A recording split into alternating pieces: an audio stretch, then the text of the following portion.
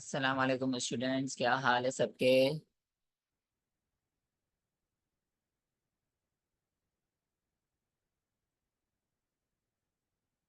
अल्हम्दुलिल्लाह बिल्कुल ठीक हूँ। आप लोग कैसे हो? अच्छा, लास्ट वीक की जो मैंने आप लोगों को रिकॉर्डिंग्स दी थी कैसी लगी? नूडल्स ऑफ नूडल्स वाला प्रोजेक्ट और मेवन नहीं सॉरी मार्केट माइंड्स वाला प्रोजेक्ट कैसा लगा? डिजाइनिंग वगैरह किस तरीके की लगी? क्या समझ में आया, क्या नहीं समझ में आया? Any update about it? कुछ बेहतर एक्सपोजर मिला उन दो प्रोजेक्ट से? एक तो आप एक्सक्यूज मी लोगों सर। जी जी, कौन बात कर रहे हैं? दानियल सर। हाँ दानियाल बोलो। अस्सलाम वालेकुम। वालेकुम अस्सलाम। सर ये प्रोजेक्ट तो दोनों माशाल्लाह से बहुत आला थे, अच्छे भी हम्म। थे और काफी सीखने को भी मिला इससे। सर दो तीन चीजें समझ में नहीं आई इसमें मुझे। जैसे से ये मार्केट माइंड्स वाला प्रोजेक्ट था ना, हम्म। इसमें इसमें आपने वो वाला चार्ट यूज किया था एरर बायर बार्स। कंपोजिशन के लिए। नहीं नहीं, एरर बार नहीं, बायर कंपोजिशन के लिए, हाँ, कौन सा चार्ट सेकंड यूज वाले किया टैब था? के लिए। उसके लिए जो है ना आपने वो किया था, ये मैरिटल स्टेटस क्या चेंज करने के लिए, कस्टमर के मैरिटल स्टेटस फाइंड आउट करने थे, तो उसके लिए आपने वो बार चार्ट इस्तेमाल किए थे आपने, सर वो वाले जो होते हैं। हम्म। सर उसकी जगह कोई दूसरा चार्ट इस्तेमाल नहीं कर सकते हम? मैरिटल स्टेटस के लिए आप लोग पाए चार्ट भी अगर इस्तेमाल कर और सकते हो। ट्री भी कर सकते हो। सर अच्छा डोनट में हो सकता है सर ये? हाँ हाँ, डोनट में हो सकता है। पाए डोनट एक एक भाई भाई है। सही है, ठीक है सर। ठीक है ना, मैंने इसलिए आप लोगों को कहा था कि आप लोग जो खुद बनाओगे उसमें थोड़ा बहुत आप लोग अपने आप पे एक्सपेरिमेंट करोगे, अलग अलग चार्ट्स लगा के कि कौन सा अच्छा लग रहा है कौन सा नहीं लग रहा, ताकि आप लोगों को और एक्सपोजर मिले ना। सो मेन आइडिया यही था मार्केट माइंड्स का कि आप लोगों की डिजाइनिंग स्किल्स थोड़ी बेहतर हो, और फिर ना उडल्स और नूडल्स में आइडिया ये था कि आपका मॉडलिंग पे थोड़ा सा और ध्यान जाए, क्योंकि मॉडलिंग जितनी आसान हमें लगी थी ना एडवेंचर वर्क्स में, इंडस्ट्री के अंदर वो इतनी आसान होती नहीं। उसमें दो दो दिन लग जाते हैं बंदों को सिर्फ मॉडल तैयार करने में ढंग से। तो वो मैं आपको दिखाना था, तो आप लोग उसमें फंस भी रहे थे। मेजोरिटी ऑफ द स्टूडेंट्स उसमें आगे फंसे भी थे। मैंने उन और मुझसे बातचीत भी की थी कि सर यहाँ पे हम लोग ये फंस रहे ये फंस रहे। इवन मैंने अपनी रिकॉर्डिंग में भी उसको सिखाया था कि भाई आप लोग यहाँ पे फंस सकते हो, यहाँ पे भी फंसोगे। सो आई होप आप लोगों का मॉडल के ऊपर भी थोड़ा और है ना एक्सपोजर मिला होगा कि मॉडल इतने आसान नहीं होने वाले। ठीक है। सो चलो आज सर हम सर लोग। Sir sir sir sir sir हाँ सर हाँ हाँ हाँ।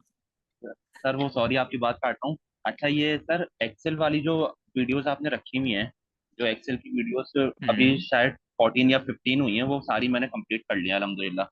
वाह। सर उसमें जैसे डैशबोर्ड बन रहा है, तो सर वो डैशबोर्ड डायनामिक तो नहीं होगा एक्सेल का?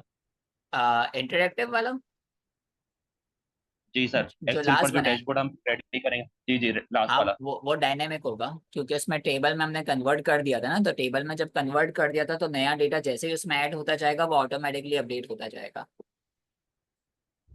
अच्छा चलें ठीक सर। अच्छा सर दूसरा ये था कि जैसे हम पावर बीआई में डैशबोर्ड्स क्रिएट करते हैं, हम्म। तो अब कंपनी में जैसे या ऑर्गेनाइजेशन में हम काम कर रहे हैं, तो वो हमसे सिर्फ डिमांड डैशबोर्ड की रखेंगे या सारी एनालिसिस चेक करना चाहेंगे वो? वो लोग आपसे सिर्फ डिमांड डैशबोर्ड की रखेंगे, मगर उनके अंदर इतना कॉमन सेंस होगा कि अगर आपके डैशबोर्ड के अंदर उन्हें कोई गलत वैल्यूज दिख रही होगी ना, क्योंकि वैल्यूज भी इन दी एंड दिखती ही है कि क्या वैल्यूज है। जी जैसे कि ये दिखता है कि सबसे ज्यादा सेल्स बाइक्स की हुई है या किसकी हुई है, तो उन लोगों को इतना शऊर होता है कि कोई ना कोई पकड़ लेता है कि यार आपने शायद ये गलत किया हुआ है, ये गलत किया हुआ है। तो वो आपके मेजर चेक नहीं करते कि आपने लाए कैसे हो, इम्प्लिसिट मेजर से या एक्सप्लिसिट मेजर से, वो ये चेक नहीं करते। बट है ना, आपको एटलीस्ट इतना श्योर होना चाहिए कि आपने जो मेजर बनाया उसका आंसर सही आ रहा है। ठीक है, वो लोग कभी भी आपका कोड नहीं देखेंगे कि आपने कौन से कोड के थ्रू है ना आंसर लेके आए हो। सही है ना। बट ये है कि आपको एक एटलीस्ट मेक श्योर करना चाहिए कि वो लोग विजुअल देख के भी पकड़ लेंगे आपको अगर आपने कुछ गलत किया है। तो ये नहीं समझना कि मेजर नहीं देख रहे तो कोई भी भंड मार दिया हो तो नहीं पकड़ सकता कोई। सब पकड़ लेते हैं। ठीक है ना। ठीक सर, थैंक यू। चलो सही।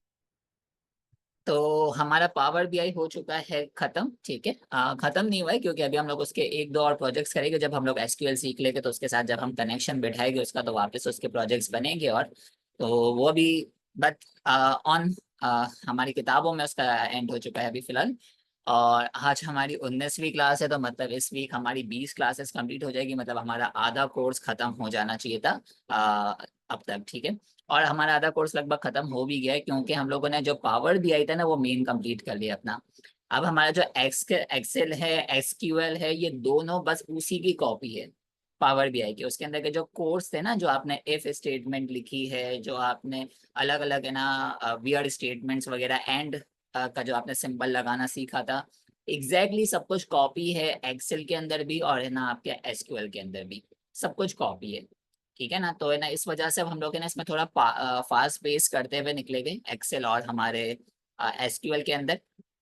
और फिर हमारा सिर्फ पाइथन रह जाएगा। पाइथन में हम लोग फिर है ना एक पूरा 8 से 10 क्लासेस, एक पूरा महीना, 1 1.5 महीना देंगे। बट है ना अब लगभग 2 महीने हमारा एक्सक्यूएल और है ना एक्सेल के ऊपर कहानी चलने वाली है, और इनके इन तीनों को कंबाइन करने की, कि पावर बीआई, एक्सेल और एसक्यूएल तीनों को कंबाइन करके किस तरीके से प्रोजेक्ट्स बनते हैं। सही है ना। सो आज हम लोग है ना स्टार्ट करने वाले हैं एसक्यूएल। अब एसक्यूएल स्टार्ट करने से पहले है ना आधा घंटा आप लोगों के लिए कहानी टाइम है। ठीक है, तो अपने है ना सीट बेल्ट बांध दो और कहानी स्टार्ट करते हैं हम लोग। तो सबसे पहला सवाल ही उठता ये है कि भाई हमें एसक्यूएल की जरूरत ही क्यों पड़ती है। अब है ना एसक्यूएल जो है ना वो एक डेटाबेस स्टोरेज सॉफ्टवेयर है। ठीक है, ये तो आप लोगों को इतना आइडिया तो होगा कि है ना एसक्यूएल के अंदर सर आपका डेटा ना सेफ हो रहा होता है कंपनी का। तो है ना एसक्यूएल से पहले है ना, जो बल्कि एसक्यूएल से पहले तो नहीं, बट जब है ना एक्सेल बहुत ज्यादा डिमांड में था ना, तो है ना एक्सेल को है ना सबसे ज्यादा यूज किया जाता था as a data storage system. जब इतना ज्यादा डेटा हुआ नहीं करता था कंपनीज की बात, तब की बात कर रहा हूँ। तो वो लोग एक्सेल के अंदर नॉर्मली अपना सारा डेटा स्टोर करते थे। बट जैसे जैसे कंपनीज ग्रो होती गई और उन लोगों ने डेटा कलेक्शन को और ज्यादा प्रायोरिटी देना स्टार्ट की, ताकि वो लोग बेहतर डिसीजन मेकिंग कर सके, वो लोग कस्टमर के माइंडसेट को समझ सके, प्रोडक्ट को देख सके कि कौन सा प्रोडक्ट किस जगह पे किस वक्त कैसा परफॉर्म कर रहा है, इन सबको चेक करने के लिए वो लोगों ने फिर डेटा कलेक्ट करना शुरू किया हर जगह से। अब जब उन्होंने डेटा कलेक्ट करना शुरू किया ना, तो उनके पास कुछ मसले मसाइल आना स्टार्ट हो गए। जैसे कि एग्जांपल लेते हैं हम लोग गुल अहमद की, या फिर आइडियाज की, किसी भी आप है ना गारमेंट कंपनी को समझ लो। सो लेट्स से कि गुल अहमद जो है उसकी पूरे पाकिस्तान के अंदर लगभग 100 ब्रांचेस होगी, अलग अलग जगह पे, तारिक रोड पे, बादराबाद पे, हर जगह उसकी ब्रांचेस मौजूद है। सो लेट्स से कि वो लोग जो काम है ना वो हम लोग एक्सेल के ऊपर कर रहे हैं, वो लोग सारा जो कस्टमर्स का डेटा सेट है ना वो एक्सेल के अंदर कलेक्ट कर रहे हैं। सब होगा क्या, हर ब्रांच के अंदर जितनी भी 100 ब्रांचेस है सबके अंदर एक्सेल का डेटा कलेक्ट किया जा रहा होगा, कि जो जो कस्टमर आ रहा होगा उसका रिकॉर्ड लिखा जा रहा होगा, कि उसने कौन से कपड़े खरीदे, उसका नाम क्या है, उसका एड्रेस क्या है, किस जगह पे आके उसने खरीदा है, कितनी प्राइस का खरीदा है, एंड सो ऑन, हमारे कितने मार्जिन बने हैं, सारी डिटेल्स वो लोग, जेंडर क्या था, सब वो लोग स्टोर करते जाएंगे। और वो जो 100 फाइलें होगी ना जो हर ब्रांच के अंदर बनी होगी, वो 100 फाइलें फिर जाती है हेड ऑफिस के अंदर। हेड ऑफिस के अंदर फिर एक बंदा बैठ के उसको कंपाइल करता है उन 100 फाइलों को, और ये रोज का काम होता जा रहा था। सो जस्ट इमेजिन के 100, एक बंदा बैठ के 100 फाइलों को कंपाइल कर रहा है, और फिर उस कंपाइल करने के बाद इन्हें एक और नई फाइल बना रहा है जिसके अंदर हर दिन का डेटा को वो फाइल स्टोर करता जा रहा है। सो अब है ना, चलो स्टार्ट में ये बात भी सही रही कि चलो कर लो यार, अब एक बंदा बिठा देते, एक दो बंदे बिठा दो, काम कर लो, कोई सॉफ्टवेयर वगैरह खरीदेगे तो उसको भी वो भी सेम ही खर्चा हो जाएगा। सॉफ्टवेयर पे आप पैसे खर्च करोगे, तो इससे बेहतर है कि आप लोग एक दो बंदे बिठा दो, वो काम कर लेंगे, एक ही बात हो जाएगी, मैन पावर से हो जाएगा। तो मसला फिर वहां पे आना स्टार्ट हुआ कि जब बिग डेटा के ऊपर कहानियां जाना स्टार्ट हुई। ठीक है ना, कि जब डेटा जो था वो ओवरलोड होने लगा। जैसे कि आप लोगों को पता ही होगा कि जो एक्सेल है वो 1 मिलियन से ज्यादा रो स्टोर नहीं कर सकता। मैक्सिमम वो लोग 1 मिलियन को स्टोर कर सकते थे, उससे ज्यादा स्टोर नहीं कर पा रहे थे। अब कुछ कंपनीज के साथ ये होने लगा कि उनके पास जो डेटा सेट था वो 1 मिलियन से ऊपर जाने लगा। जैसे एक साल का उनका जो टोटल डेटा सेट था, उसकी जो टोटल लॉस थी वो 1 मिलियन से ऊपर जाने लगी। अब उनको है ना टाइम बेस्ड एनालिसिस करनी थी कि हमारा हर साल का किस तरीके से पैटर्न बन रहा है, उनको 5 10 साल का एक्यूमुलेटेड डेटा रखना था अपने पास, पर एक साल से ज्यादा स्टोर नहीं हो पा रहा था एक्सेल के अंदर। तो जाके ना फिर ऑल्टरनेट वेज देखे गए कि और क्या तरीकेकार हो सकते हैं डेटा स्टोर करने के, और ज्यादा एफिशिएंट क्या तरीकेकार हो सकते हैं कि सिक्योरिटी भी हमारी रहे। क्योंकि ना इसके साथ साथ है ना एक और मसला भी आया था कि ना यूएस वगैरह, जहाँ से सारे सॉफ्टवेयर्स की बेसिकली इजाद होते हैं, जो एसक्यूएल सर्वर सबका जो बेसिकली बैकग्राउंड है वो यूएस के अंदर से ही होता है नॉर्मली। तो वहां पे ना फिर है ना, जो आपको पता ही होगा, फेसबुक वगैरह सब डेटा कलेक्ट कर रहे थे, तो उसकी प्राइवेसी के भी बहुत इशू आने लगे थे।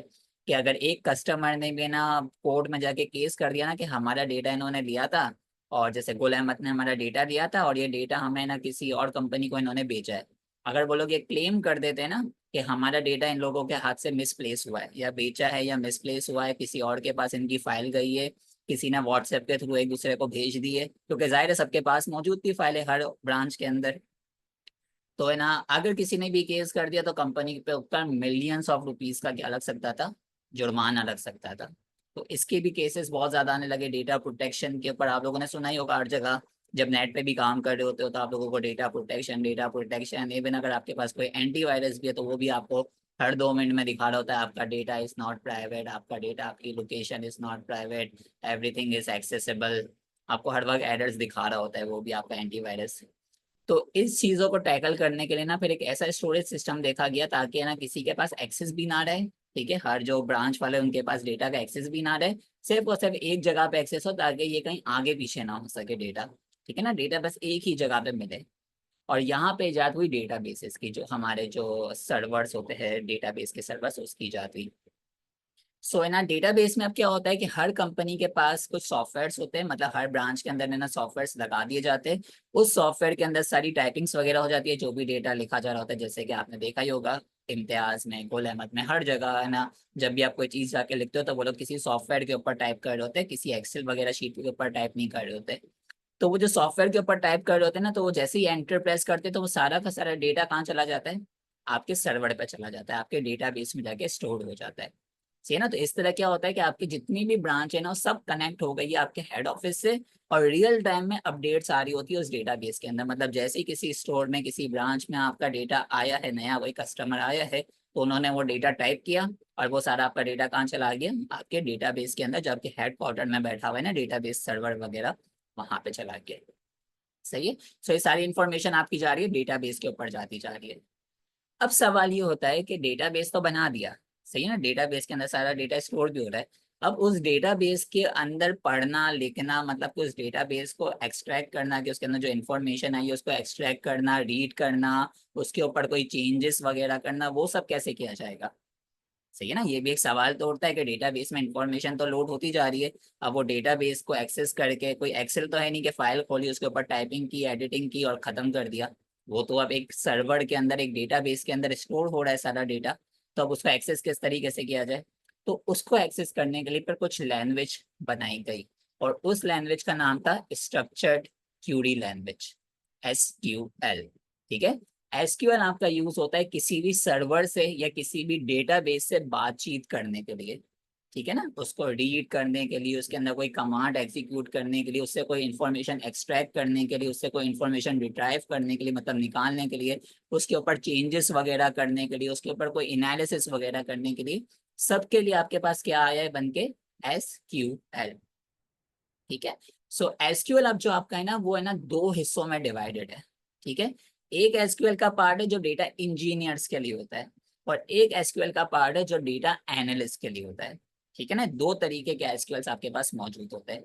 अब एसक्यूएल की भाषा तो एक ही है, मतलब लैंग्वेज आपके पास जैसे उर्दू लैंग्वेज है, इंग्लिश लैंग्वेज है, वैसी एक लैंग्वेज है। ठीक है। मगर उस लैंग्वेज के कुछ फ्रेजेस, ठीक है ना, जैसे आप इंग्लिश बोल रहे होते हैं तो कुछ है ना बिजनेस रिलेटेड स्लैंग वर्ड्स होते हैं, आप लोगों ने सुने होंगे बिजनेस लाइफ के जो वर्ड्स होते हैं, वो लैंग्वेज आपके डेटा इंजीनियर्स वालों के हो गए, और कुछ बिजनेस लाइफ के या फिर रेगुलर लाइफ के जो वर्ड्स होते हैं वो किसके लिए रख दिए गए, आपके डेटा एनालिस्ट वालों के लिए। दोनों इस भाषा का इस्तेमाल कर सकते हैं, इस लैंग्वेज का इस्तेमाल कर सकते हैं, बट है ना अलग अलग प्रायोरिटी दी गई है कि डेटा एनालिस्ट इन्हीं क्लॉजेस का इस्तेमाल करे, इन्हीं लैंग्वेज का इस्तेमाल करे, और आपके डेटा इंजीनियर्स इन्हीं लैंग्वेजेस का इस्तेमाल करे जो उनको दी गई है। ओके। सो अब है ना, जैसे ही आपके पास डेटा सेट आ रहा होता है, जो डेटा इन्फॉर्मेशन एड अप होती जा रही होती है, तो सबसे पहले उसके ऊपर जो काम करता है बंदा, वो कौन करता है, आपका data engineer. Direct data set आपके पास नहीं आता, वो सबसे पहले जाता है किसके पास, डेटा इंजीनियर के पास सारा उसका एक्सेस होता है, आपके पास कभी जिंदगी में एक्सेस नहीं होता उसका डायरेक्टली डेटाबेस का। सबसे पहले किसके पास गया, डेटा इंजीनियर के पास। डेटा इंजीनियर क्या करेगा, उस डेटाबेस को, ठीक है, इस जो अभी सबसे पहला जो डेटाबेस है ना जिसके अंदर सारी इंफॉर्मेशन लोड हो रही है, डेटाबेस की भी अलग अलग टाइप्स है, तो इस डेटाबेस को हम कहते हैं डेटाबेस लेक हाउस। कौन सा house, lake house. Lake house का मतलब है कि पूरी जगह से, मतलब पूरे पाकिस्तान के अंदर जितने भी स्टोर्स है ना, उन हर जगह से इंफॉर्मेशन उसके अंदर घुसे जा रही है।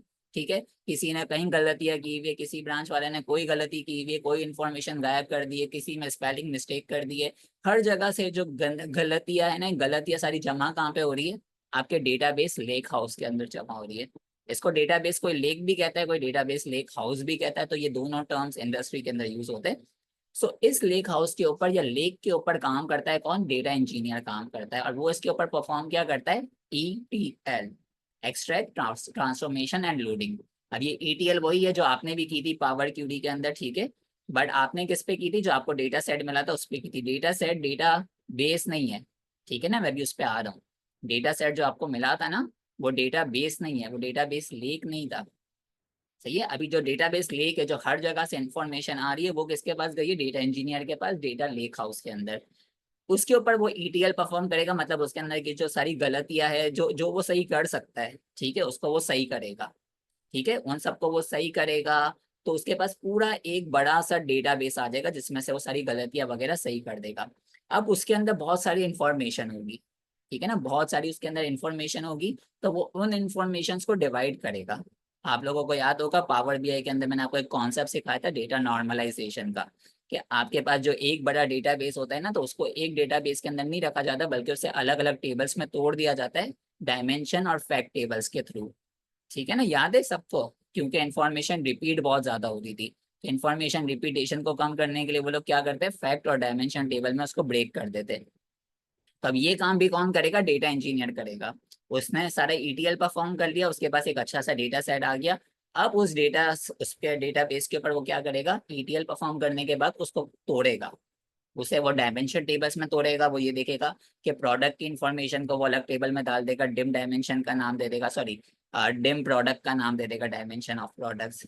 फिर है ना, जो आपकी टेरिटरी की इंफॉर्मेशन थी वो उसको अलग कर देगा, जो आपकी है ना कस्टमर्स की इंफॉर्मेशन थी उसे अलग कर देगा, एम्प्लॉय की इंफॉर्मेशन को अलग कर देगा, सेल्स की इंफॉर्मेशन को अलग टेबल में फैक्ट में डाल देगा, कोई दूसरी और सेल्स है उसको अलग टेबल में डाल देगा, हर एक को अलग अलग टेबल्स में डाल देगा जो अलग अलग इंफॉर्मेशन को डिनोट कर रही थी चीजें, ठीक है ना। उन सबको वो अलग अलग करेगा, वो आपके डायमेंशन टेबल्स और आपके फैक्ट टेबल्स क्रिएट करके देगा अच्छे से, साफ सुथरे। आपको याद होगा पावर BI में भी आपको डायमेंशन और फैक्ट टेबल्स मिले थे ना, कि पूरा का पूरा डेटा लेक हाउस मिल गया था, ठीक है ना। तो वो ये सारे काम करने के बाद, वो सारे डायमेंशन टेबल्स, सारे फैक्ट टेबल्स बनाने के बाद क्या करेगा?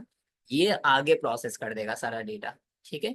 और ये सारा जो डेटा प्रोसेस होगा ना, वो डेटा लेक हाउस से निकल के कहाँ जाएगा? डेटा वेयर हाउस के अंदर, ठीक है, जिसे आप लोग यूज करोगे। डेटा वेयर हाउस कहलाया जाता है, या डेटाबेस वेयर हाउस भी कहते हैं, डेटा सेट भी कहते हैं, data database warehouse, data warehouse, normal तीन नाम है इसके, तीनों नाम इसके लिए लिए जाते हैं। सो डेटा वेयर हाउस, और डेटा वेयर हाउस पे अब आपका एक्सेस होगा। ये एक ऑर्गेनाइज डेटा होगा जिसके अंदर सारी चीजें गलत या एक हद तक हटा दी गई होगी, ठीक है, जो उसको सही लगी होगी डेटा इंजीनियर्स को। इसके अलावा उसने डायमेंशन और फैक्ट टेबल्स भी बना दिए होंगे बहुत सारे, ठीक है। और है ना, साथ साथ जो पीछे डेटा लेक हाउस है ना, उसके पास उसका एक्सेस होगा डेटा इंजीनियर के पास। तो आगे चल के जब नया नया डेटा आ रहा होगा, कोई नए प्रोडक्ट्स ऐड होते जाएंगे, कोई नई टेरिटरी में जाके आप लोग बेचना स्टार्ट कर दोगे, कोई नए कस्टमर्स आते जाएंगे, तो वो उन सबको है ना क्या करता रहेगा? हमेशा प्रोसेस करता रहेगा डायमेंशंस के अंदर। जैसे नया कस्टमर आया, उसे डिम डायमेंशन में डिम कस्टमर में भेज दिया। नई टेरिटरी में आप लोगों ने बेचना स्टार्ट किया, तो उसकी उसने नई की बना दी टेरिटरी के अंदर। तो ये सारे काम उसके हैं, डेटा इंजीनियर के। वो आपको हमेशा एक फ्रेश डेटा वेयर हाउस देगा, सही है ना। उस डेटा वेयर हाउस के अंदर आपके पास है ना क्या होगा? सारा का सारा है ना सेट डेटा होगा, डायमेंशन टेबल्स भी बने हुए होंगे, फैक्ट टेबल्स भी बने हुए होंगे, ठीक है। इस डेटा वेयर हाउस पे आप लोग एज अ डेटा एनालिस्ट काम कर रहे होते हो। इस डेटा वेयर हाउस के आगे भी एक और वेयर हाउस, एक और होता है डेटाबेस, एक और टाइप की होती है जिसको कहा जाता है डेटा मार्ट, ठीक है। डेटा मार्ट क्या होता है कि इस जो इसने डेटा वेयर हाउस बनाया है ना डेटा इंजीनियर ने, उसके भी वो टुकड़े कर देता है, ठीक है ना। जैसे कि उसने, आपने सुना होगा मार्केटिंग एनालिस्ट होता है, सप्लाई चेन एनालिस्ट होता है, HR एनालिस्ट होता है, बिजनेस एनालिस्ट होता है। तो इन सबको है ना स्पेसिफिक स्पेसिफिक है ना टेबल्स की रिक्वायरमेंट होती है। जैसे कि HR एनालिस्ट है, तो HR एनालिस्ट सेल्स का डेटा देख के क्या करेगा? सप्लाई चेन का डेटा देख के क्या करेगा? इन्वेंट्री का डेटा देख के क्या करेगा? तो है ना उसको है ना कौन सा डेटा दिया जाता है? सिर्फ HR रिलेटेड जो टेबल्स होते हैं ना, फैक्ट वाले और डायमेंशन वाले, जितने भी HR से रिलेटेड है, जैसे कि एम्प्लॉय वाला, टर्नओवर वाला, ये सारे टेबल्स है ना, उसको दिए जाते हैं एक डेटा मार्ट में डाल के, ठीक है। उसे एक मार्ट का एक्सेस दिया जाता है, उसके अंदर सिर्फ और सिर्फ ये लिमिटेड टेबल्स होते हैं, पूरा का पूरा वेयर हाउस का एक्सेस उसको नहीं दिया जाता। क्योंकि वो सिर्फ एचआर का एनालिस्ट है, उसे कहा जाता है भाई तू अपनी औकात में रह, तू सिर्फ और सिर्फ एचआर के ऊपर काम कर, तुझे सप्लाई चेन को देखने की जरूरत नहीं है, तुझे मार्केटिंग को देखने की जरूरत नहीं है, तुझे सेल्स के ऊपर एनालिसिस करने की जरूरत नहीं है। सेम आपका जो सप्लाई चेन प्रोफेशनल्स होते हैं, सप्लाई चेन एनालिस्ट होते हैं, उन्हें सिर्फ supply chain related data set, data mart दे दिया जाता है कि भाई तू इसके ऊपर काम कर, इसके अलावा तुझे कहीं देखने की जरूरत नहीं है। ठीक है ना, तेरी हद बस यहीं तक रखी गई है। मार्केटिंग एनालिस्ट को मार्केटिंग का दिया जाता है। ठीक है, आईटी एनालिस्ट भी आ चुके हैं अब तो, उनको आईटी से रिलेटेड डेटा दिया जाता है। डिजिटल मार्केटिंग एनालिस्ट भी आ चुके हैं, उनको उसका दिया जाता है डेटा। तो उनको है ना मार्ट बना के दे दिए जाते हैं। सिर्फ और सिर्फ एक वाहिद डेटा एनालिस्ट होता है जिसको को पूरे के पूरे डेटा वेयर हाउस का एक्सेस दिया जाता है, क्योंकि वो हर जगह पे जाके चेकिंग कर रहा होता है। सी ना, वो हर एक इंफॉर्मेशन के इंसाइट्स निकाल के दे रहा होता है। वो किसी एक स्पेसिफिक डिपार्टमेंट के अंदर नहीं बैठा हुआ, वो हर जगह जाके चेक मारेगा। ठीक है ना। तो इससे हम लोग कहते हैं हमारा पूरा एसक्यूएल का सिस्टम। और आपको भी as a data analyst SQL language का इस्तेमाल करना पड़ेगा इस डेटाबेस से बातें करने के लिए। आपका जो डेटा वेयरहाउस आपको दिया गया होगा ना, उससे बातें करने के लिए आपको एसक्यूएल की जरूरत पड़ेगी। ओके, ये आपको एक लैंग्वेज जरूरत पड़ने वाली, इस लैंग्वेज के थ्रू आप काम करोगे। ये तो हो गई बात हमारी किसकी, डेटाबेस क्या होता है, ये बात हमने क्लियर कर ली कि डेटाबेस की क्या कहानी थी। अब है ना डेटाबेस जो स्टोर हो रहा है, ठीक है, तो अब जाहिर है सिर्फ एक कंपनी तो डेटाबेस के ना सर्विस ऑफर नहीं कर रही ना, बहुत सारी कंपनीज कर रही है, जैसे कि ना माइक्रोसॉफ्ट भी कर रहा है, इसके अलावा याहू की भी एक कंपनी कर रही है, इसके अलावा मोंगो की भी एक कंपनी कर रही है। ठीक है ना, अलग अलग कंपनीज है ना ये ऑफर कर रही है जो डेटाबेस के ना डेटाबेस को स्टोर करने की सर्विस देती है। सबसे ज्यादा जो चला जाता है वो ऑब्वियसली कौन है, आपका माइक्रोसॉफ्ट। माइक्रोसॉफ्ट ने जो डेटाबेस का बनाई भी है ना सर्विस, उसको कहा जाता है एसक्यूएल डेटा सर्वर। ठीक है, SQL data server. SQL data server हो गया आपका माइक्रोसॉफ्ट का। इसके अलावा जो दो तीन और बहुत ज्यादा मार्केट के अंदर चीजें चलती है ना, वो है आपका, दूसरा है पोस्टग्रेल एसक्यूएल। ठीक है, ये भी बहुत ज्यादा चलता है मार्केट में, ये भी एक है ना डेटा वो है। इसका मैं फाउंडर चेक करूँ कौन है, किसने बनाया है ये। तो ये किसी माइकल नाम के बंदे ने बनाया हुआ है, और किस कंपनी का ये देखना चाहिए। मुझे ये नहीं पता है कि किस कंपनी का बिलोंग करता है, किसी बड़ी कंपनी से बिलोंग नहीं करता है ये। हाँ, ये किसी बड़ी कंपनी से बिलोंग नहीं करता है। ठीक है, तो एक आपका माइक्रोसॉफ्ट एसक्यूएल सर्वर है, दूसरा आपका पोस्टग्रेल एसक्यूएल है। ठीक है, पोस्टग्रेल एसक्यूएल। और थर्ड जो आपका है वो है आपका माई एसक्यूएल। ठीक है, इसके अलावा भी और भी है, मारिया डीबी, मोंगो डीबी और ओरेकल। ठीक है ना, ये सारे आपके डेटाबेस के सर्वर्स है जो आपके डेटा सेट को स्टोर करते हैं। सही है ना, तो आप इनमें से ना अलग अलग कंपनीज अलग अलग इसमें इस्तेमाल कर रही होती है। But in the and in सब के अंदर की जो क्यूरीज होती है, मतलब इसके अंदर की जो एसक्यूएल लैंग्वेज होती है ना, वो 95% सबके अंदर सेम ही है। मतलब अभी हम लोग इस कोर्स में सीखेंगे माइक्रोसॉफ्ट एसक्यूएल सर्वर सीखेंगे जो माइक्रोसॉफ्ट का है। ठीक है ना, हम लोग वो सीखेंगे। बट आप जो सीखोगे ना वो आप है ना पोस्टग्रेल एसक्यूएल में भी अप्लाई कर सकते हो। लेट से आप किसी कंपनी में गए, वहाँ पे पोस्टग्रेल एसक्यूएल है, तो डरने की जरूरत नहीं है। सेम कोडिंग वहां पे भी अप्लाई होगी, क्योंकि लैंग्वेज तो एक ही है ना। एसक्यूएल लैंग्वेज है, अलग अलग डेटाबेसेस की कंपनी उन्होंने उस लैंग्वेज को एक्वायर किया हुआ है, अपने अंदर स्टोर किया हुआ है, और थोड़ी बहुत ट्विकिंग की हुई है, हल्की हल्की सी 1-2% की ट्विकिंग की हुई है सिंटैक्स के अंदर। सी है ना। अगर वो माई एसक्यूएल इस्तेमाल कर रहे हैं तो भी डरने की जरूरत नहीं है, अगर वो ओरेकल इस्तेमाल कर रहे हैं तो भी डरने की जरूरत नहीं है। हर जगह जो सिंटैक्स है वो सेम ही सेम है।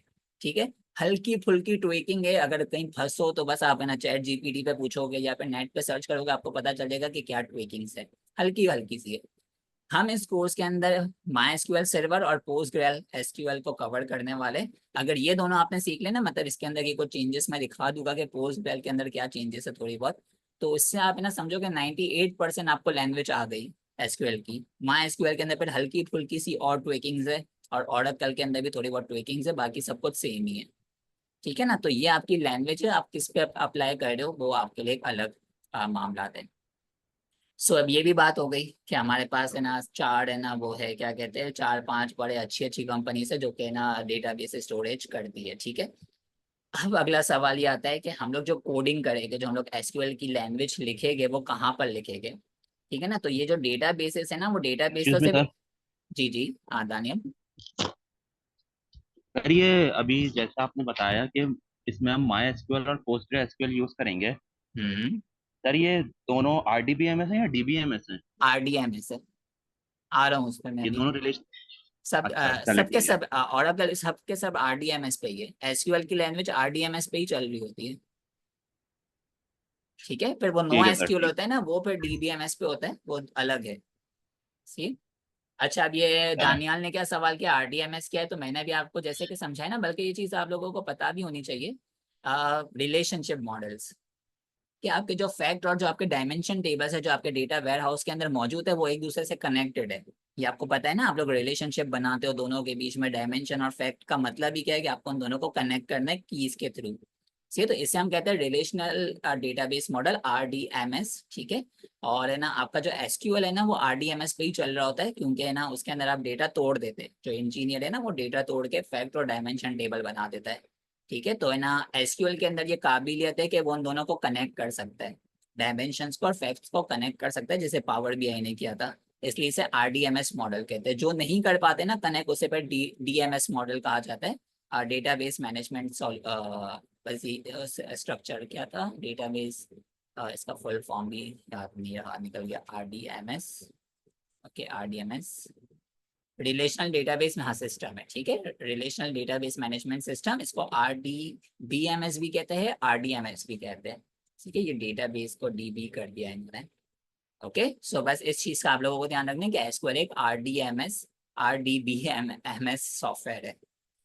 खैर, अब हम लोग कहाँ पर थे कि हमने स्टोरेज तो ये सीख ली कि स्टोरेज कहाँ पे हो सकती है। सर मोंगोडीबी और एसक्यूएल समझा दे, मेरे दोस्त जो डेटा साइंस में काम करते हैं वो। जुहेब, डेटा साइंस के अंदर मोंगोडीबी इस्तेमाल होता है, बट डेटा साइंस एक अलग फील्ड है ना, क्योंकि मोंगोडीबी है ना मशीन लर्निंग को बड़े अच्छे से सपोर्ट करता है।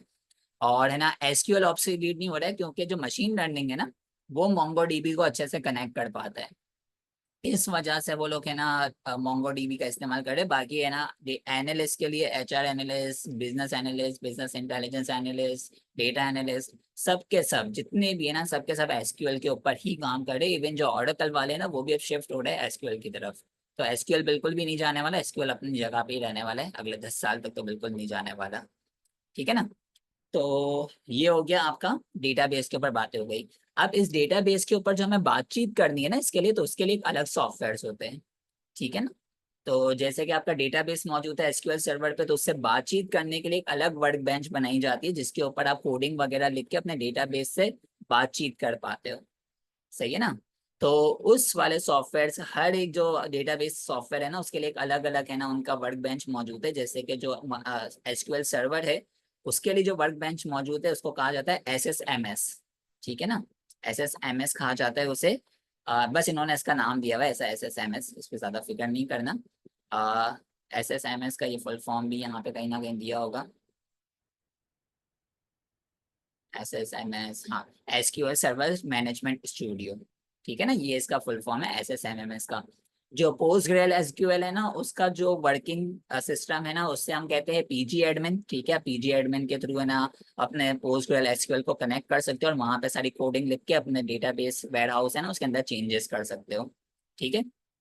आपका जो माई एसक्यूएल है, उसके उसको कहा जाता है वर्क बेंच कहा जाता है। इसके अलावा उसके लिए भी अलग अलग है ना यूज होते हैं वर्किंग के। ठीक है, तो उसमें भी काफी सारी जगह मौजूद है वर्किंग सिस्टम्स। बट है ना इन सब के अलावा एक जो लेटेस्ट अभी आया है ना, जो 2014 में आया था लेटेस्ट, ठीक है, वो आया था एजर डेटा स्टूडियो। इसको माइक्रोसॉफ्ट वालों ने लॉन्च किया था। एजर डेटा स्टूडियो की काबिलियत ये है कि ये हर स्टोरेज सिस्टम से कनेक्ट हो सकता है। चाहे आपका एसक्यूएल सर्वर हो, चाहे आपका माई एसक्यूएल हो, चाहे आपका पोस्टग्रेल एसक्यूएल हो, चाहे आपका मोंगो डीबी हो, चाहे मारिया डीबी हो, चाहे कौन सा डीबी हो, चाहे कैसा भी डेटाबेस क्यों ना हो, आपका माइक्रो ये एजर डेटा स्टूडियो आपका हर एक से कनेक्ट कर सकता है। ठीक है ना। और हर एक की लैंग्वेज को ये समझ सकता है, हर एक के अंदर जो थोड़ी थोड़ी बहुत ट्विकिंग्स है ना, उसको ये समझ सकता है, उसके हिसाब से अपने आप को एडजस्ट कर देता है ये स्टूडियो। ठीक है ना। तो हम लोग इसी स्टूडियो का काम करेंगे अपने इस कोर्स के अंदर, ताकि हम लोग हर जो पोस्ट ग्रेजुएट एसक्यूएल है, जो अलग अलग जितने पे भी हम काम करने वाले हैं, हम सब पे इजीली एक ही जगह से काम कर सके। वरना हमें माई एसक्यूएल एसक्यूएल सर्वर के लिए एक अलग वर्क बेंच लेनी पड़ेगी, फिर हमें अपने पोस्ट ग्रेजुएट के लिए अलग डाउनलोड करनी पड़ेगी, हर एक के लिए अलग अलग करना पड़ेगा। तो वो क्वाइट टाइम कंज्यूमिंग हो जाता है। ठीक है ना। तो हम लोग एक ऐसा प्लेटफॉर्म यूज करेंगे, एक ऐसा स्टूडियो यूज करेंगे जहाँ से हम हर एक से कनेक्ट करके बातचीत कर सके। Okay. So that's it guys, आज की हमारी जो बातचीत थी वो यहीं पे समा खत्म होती है। मैंने जैसा कि कहा था आधा घंटा लगेगा, आधा घंटा ही लगा बिल्कुल। तो आप लोगों ने यहाँ पे सर्च कर लेना है अपने गूगल पे एजर डेटा स्टूडियो, ठीक है। पहली वेबसाइट ही, दूसरी वेबसाइट पे आपको जाना है download and store Azure data studio, इस पे क्लिक कर लेना। किसी ने अपना नेट खोल दिया है। और यहाँ पे ना आपको नीचे आना है, बस इसको डाउनलोड नहीं कर लेना, सर्वर को नीचे आना। ठीक है, नीचे आप आओगे ना तो यहाँ पे आपको विंडोज मिलेगी। आप अगर मैक यूज कर रहे हो तो उसके लिए भी अवेलेबल है, अगर आप लिनक्स यूज कर रहे हो तो उसके लिए भी अवेलेबल है। वैसे नॉर्मली विंडोज ही सब इस्तेमाल करते हैं, तो विंडोज में आपको जाके ये X64 पे क्लिक कर देना है। जैसे इस पे क्लिक करोगे इसकी डाउनलोडिंग स्टार्ट हो जाएगी। इसकी डाउनलोडिंग स्टार्ट हो जाएगी तो जैसे ये डाउनलोड हो जाए तो आपको इसकी फाइल को वो कर लेना है, अपने पास इंस्टॉल कर लेना है। वो तो आपको सब पता ही होगा, सिंपल सा है, बस नेक्स्ट नेक्स्ट नेक्स्ट करते जाना है, वो ऑटोमेटिकली इंस्टॉल हो जाएगा आपकी सी ड्राइव के अंदर से। तो ये एक छोटा सा इंट्रोडक्शन था कि आप एजर को किस तरीके से डाउनलोड करोगे। जैसे ही आप एजर को डाउनलोड कर लोगे तो आप यहाँ पे सर्च में आके एजर लिख सकते हो, ठीक है। एजर डेटा स्टूडियो आपको मिल जाएगा। इसका एक शॉर्टकट यहाँ पे बना लेना ताकि आप इजीली इस पे एक्सेस कर सको। ये मेरे पास क्या खुल गई, क्यूरी खुल गई पूरी। सही है, मैं इसे थोड़ा छोटा कर लेता हूँ इनिशियली, ठीक है। मैं इसे सबको हटा देता हूँ। जो मैं पहले आई गेस दूसरा कोर्स भी साथ में चल रहा है ना, उसकी क्यूरीज खुली रह गई है, ठीक है। अब यहाँ से ना आपको कनेक्ट करना है किसके साथ, अपने एसक्यूएल सर्वर के साथ, ठीक है। अपना जो भी डेटाबेस है ना उसके साथ आपको यहाँ से कनेक्शन बिठाना है। सबसे पहला आपका काम कनेक्शन का होता है, ओके। सो कनेक्शन, अच्छा कनेक्शन करने से पहले मैं आपको ये भी दिखा दूं कि यहाँ पे अगर आप एक्सटेंशन पे जाओगे ना तो आपको ये दिख रहा है कि आप यहाँ पे पोस्टग्रेल एसक्यूएल से और इसमें आपके पास दिए गए इन सब से कनेक्ट कर सकते हो, ठीक है ना। ये सब आपके पास फ्री एक्सटेंशन गिवन है। आप मशीन लर्निंग से मतलब मोंगो डीबी से भी कनेक्ट कर सकते हो, माई एसक्यूएल से भी कनेक्ट कर सकते हो, इसके अलावा पावर शेल से भी कनेक्ट कर सकते हो, इसके अलावा आपके एक्सेस से भी कनेक्ट कर सकते हो, एजर के स्टूडियो से भी कनेक्ट कर सकते हो जिसका एक अलग आता है डेटाबेस। इन सब से कनेक्ट कर सकते हो। इसके अलावा बहुत सारे यहाँ पे डेटाबेसेस अवेलेबल है, ओरेकल से भी आप कनेक्ट कर सकते हो, ठीक है। आप हर एक डेटाबेस जो अवेलेबल है ना, मोंगो डीबी एक अलग से भी दिया हुआ है, ठीक है। ये अभी नया आया है MS SQL DB आया है, इससे भी आप कनेक्ट कर सकते हो, ठीक है। ये सब आपको यहाँ पे ऑप्शंस दिए गए एक्सटेंशंस के अंदर, तो आप इन सब से कनेक्शंस बना सकते हो अपना। मैंने पहले से पोस्टग्रेल को डाउनलोड करके रखा है ताकि आपको यहाँ से आके पोस्टग्रेल को वो कर लेना है, इंस्टॉल कर लेना है अपने पास, ताकि आगे चल के आप पोस्टग्रेल पे काम कर सको।